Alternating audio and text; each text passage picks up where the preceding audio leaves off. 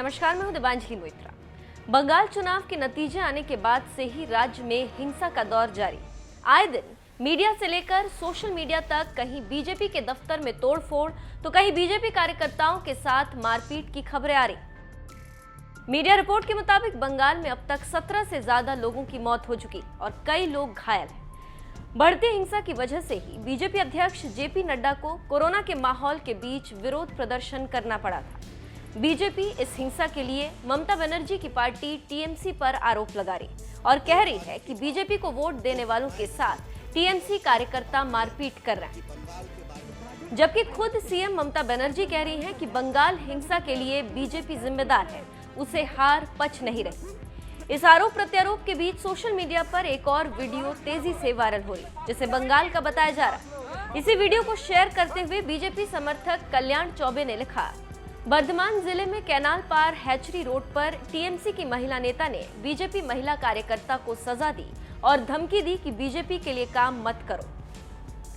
BJP के राज्यसभा सांसद और दिग्गज नेता डॉक्टर विनय सहस्रबुद्धे ने भी यही वीडियो शेयर करते हुए तंज मारा, मानवाधिकार और लिबरलिज्म के स्वर्ग में स्वागत है। कश्मीरी पंडित नाम के यूजर ने लिखा, हार की कीमत, बर्धमान में बीजेपी का समर्थन करने की सजा देते हुए टीएमसी के गुंडे, democracy saved in Bengal. Social media पर शेयर की जा रही इस वीडियो में आप देख सकते हैं किस तरह से एक महिला से बीच सड़क पर कान पकड़कर उठक बैठक करवाई जा रही।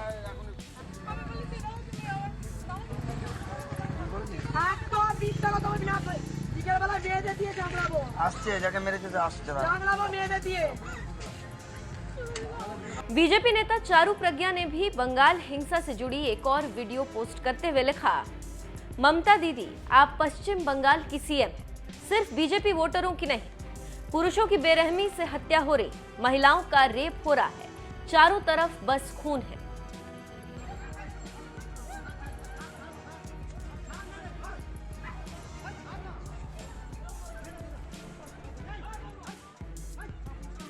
अपने कार्यकर्ताओं के खिलाफ हो रही हिंसा के विरोध में बीजेपी अध्यक्ष जेपी नड्डा सड़क पर उतर गए और पीड़ित के परिजनों से खुद मुलाकात की। इस मामले में उन्होंने क्या कुछ कहा, आइए आपको सुनाते हैं। पश्चिम बंगाल के चुनाव के नतीजों के बाद जो घटनाएं देखने को और सुनने को मिली हैं,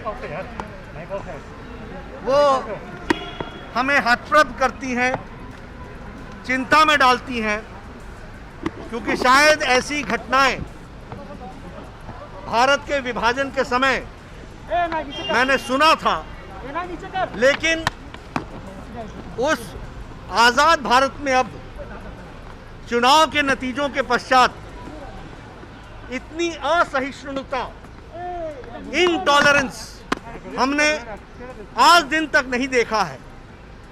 कार्यकर्ताओं पर जो प्रहार हो रहा है उसको व्यक्तिगत रूप से देखने के लिए और उन कार्यकर्ताओं के साथ इस विपत्ति काल में खड़े होकर के प्रजातांत्रिक तरीके से इस लड़ाई को लड़ने के लिए भारतीय जनता पार्टी कृत संकल्प है।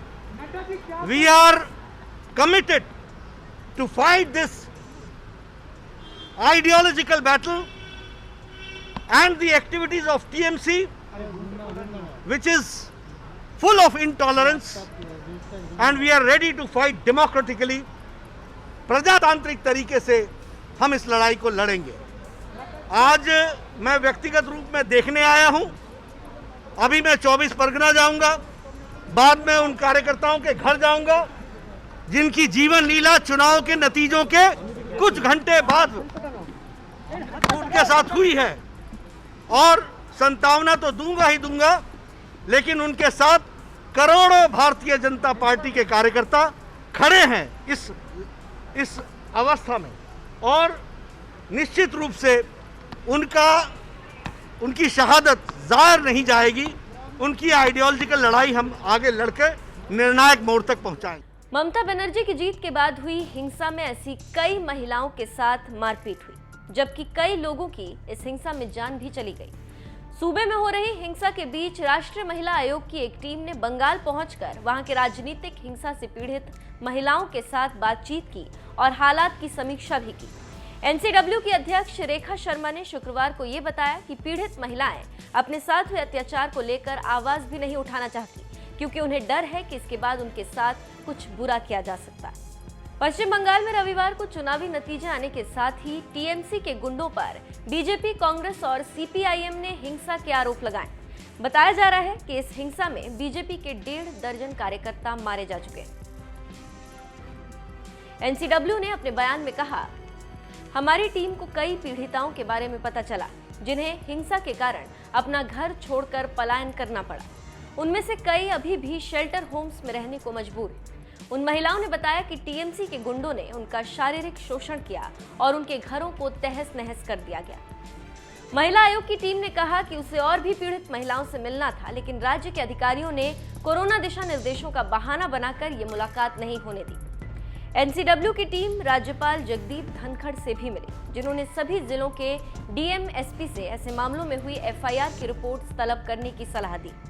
जिस बंगाल में खुद एक महिला लगातार तीसरी बार मुख्यमंत्री बनी, उसी राज्य में इस तरह से महिलाओं के खिलाफ अत्याचार हो रहा है। उन्हें मारा जा रहा है, पीटा जा रहा है, रेप तक किया जा रहा है। बंगाल के ऐसे हालात के लिए आप किसे जिम्मेदार मानते हैं? अपनी राय हमें कमेंट कर जरूर बताएं।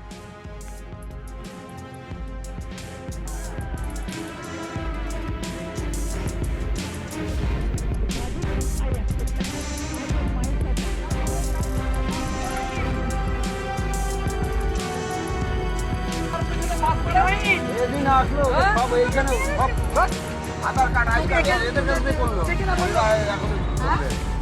আমরা